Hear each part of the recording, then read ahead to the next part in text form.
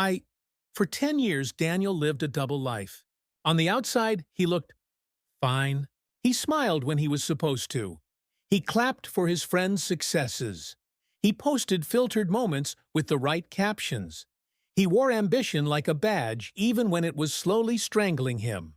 But on the inside, he was drowning in quiet comparisons. Every scroll chipped away at his self-worth. Every congratulations he gave to someone else secretly echoed back, "Why not me?" Every year felt like he was sprinting in place, burning out, trying to keep up with lives that weren't his. And the worst part, he wasn't lazy, he wasn't aimless. He was doing everything right. Reading books, listening to podcasts, grinding through routines. But deep down, he knew the truth. He was living from the outside in, not the inside out.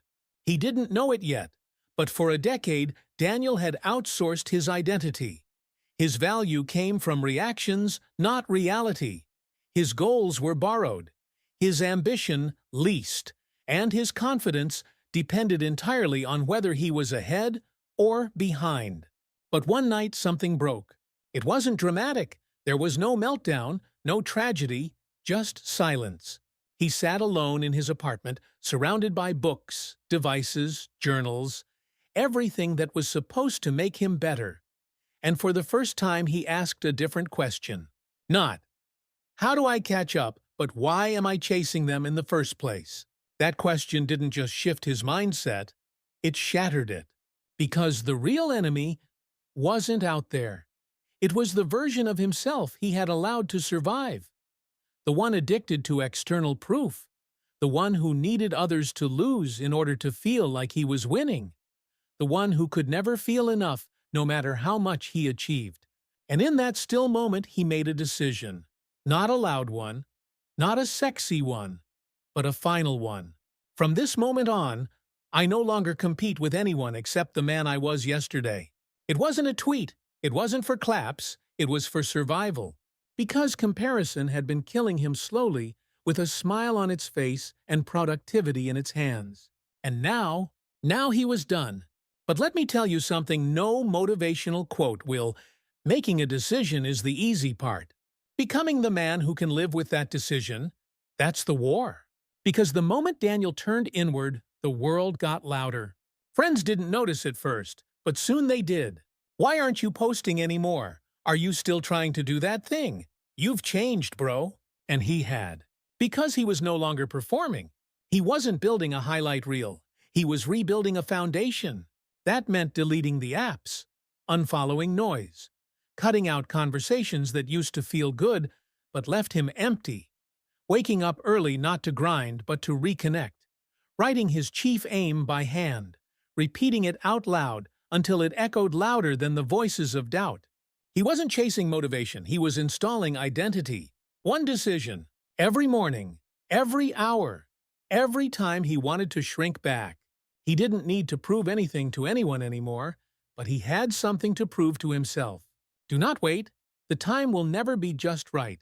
Napoleon Hill. Daniel had waited for years, waited for clarity, waited for permission, waited to feel ready. But now he moved without permission. Because when you stop comparing, you start constructing. Not a brand, not a version, a self, a core, a man with direction. He got quieter, his habits got sharper, and his life got heavier with purpose. Not because he had more, but because he finally knew who he was without it. I too. But growth never announces itself with trumpets. It arrives in silence, dressed like discomfort, disguised as boredom. And Daniel, for the first time in his life, met it face to face. Because once the high of the decision faded, the resistance came. Not from the world from within. The mind he had trained for 10 years to seek comparison didn't go quietly. It whispered, "Look at how far ahead they are. You're falling behind. You sure this is working?" But Daniel didn't fight the voice. He replaced it. He wrote new scripts, not affirmations for the sake of positivity commands. Like a general reprogramming his army. I do not chase what isn't mine. I build what I was born to carry. I am not late. I am in alignment. And every time the world shouted louder, he got quieter. This wasn't retreat. This was recalibration. Because Daniel had learned what most men never do. Silence is not emptiness. It is access. Access to truth, to instinct, to vision. So he stopped checking other people's metrics. He started checking his own. Did I wake up aligned with my purpose? Did I act from fear or from faith today? Did I honor the man I said I was becoming? His focus became a filter, and that filter removed 80% of his previous life. No more running to catch what didn't belong to him. No more goals born from jealousy. No more applause addiction. Now, his standard wasn't fame, it was internal congruence. To become the man whose private habits could carry public impact. Months passed, then a year. Opportunities began to return, but this time Daniel didn't grab them in desperation. He selected them. Because when you know who you are, you stop auditioning. And that's when the world noticed. People started asking, "Bro, you're different lately." What happened? "You seem calm, like focused. What are you doing differently?" And Daniel always smiled, not arrogantly, but with the quiet certainty of someone who had earned his own identity. His answer was always the same. "I made one decision and then I lived like I meant it." Because clarity isn't a moment.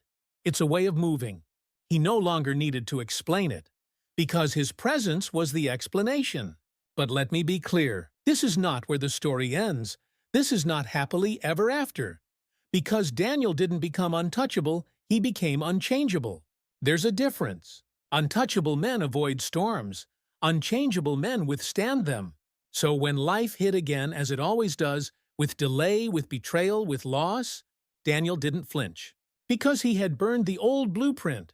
There was no path back, only through.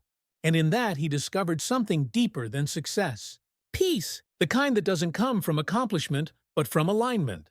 When your actions match your purpose. When your days match your decisions. When your identity no longer needs confirmation. That's not self-help. That's self-leadership. 3.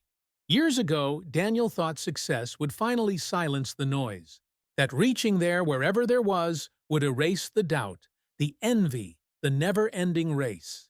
But now, standing where he once dreamed to be, he understood something deeper. You don't win by outrunning others. You win by outlasting your former self. Because the man Daniel used to be, he still visits from time to time, usually on the quiet days. He shows up in questions like, "Are you doing enough? What if this doesn't last? What if someone better comes along?" But now Daniel doesn't shrink when that voice comes. He meets it like an old opponent, familiar but powerless. Because that man, the one who used to compare, he may still whisper. But he no longer commands the room. And this is where you come in. Because, whether you realize it or not, you've had your own version of Daniel's decade. Maybe not 10 years, but 10 months. 10 attempts, 10 silent mornings staring at a phone, wondering why someone else's life feels more together than yours. Maybe you've been building your worth on borrowed measurements. Likes, comments, approvals, incomes, titles, applause. Maybe you've convinced yourself that if you just catch up, you'll finally feel whole. But what if you've been chasing the wrong scoreboard all along? What if the game isn't outside you, but inside? Let me ask you something hard. Don't flinch. Who are you when no one's clapping? Who are you when the numbers don't rise? Who are you when it feels like everyone else is winning? Because that version of you, the quiet one, the one who keeps showing up anyway, that's the real you. The one no algorithm can measure. The one no comparison can break. But here's the truth. That version of you won't rise until the old one dies. You can't bring both. You can't carry old standards into a new identity.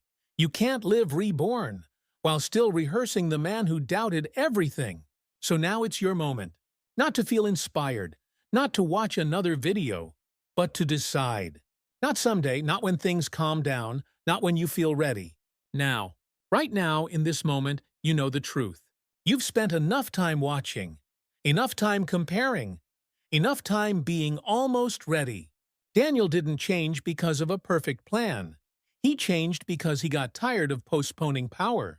He made one decision and repeated it daily. until that repetition became belief, until that belief became action, until that action became identity. And now you stand where he once stood, right here, right now. You've got two futures ahead of you.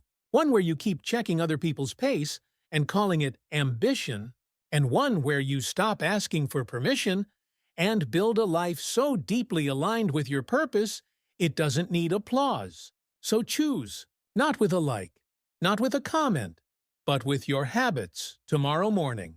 Write your purpose, repeat your truth, kill the scroll, sharpen the focus, and move. Like the man who already owns the outcome. Because here's the final truth. The next 10 years are coming with or without your permission. The question is, who will you be when they arrive?